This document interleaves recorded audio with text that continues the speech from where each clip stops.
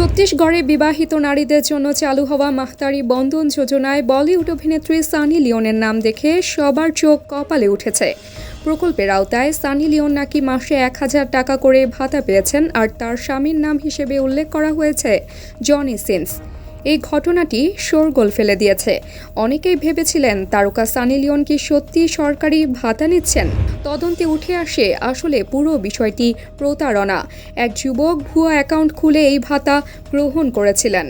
বীরেন্দ্র যোশী নামে অভিযুক্ত ব্যক্তিকে ইতিমধ্যে গ্রেফতার করেছে পুলিশ।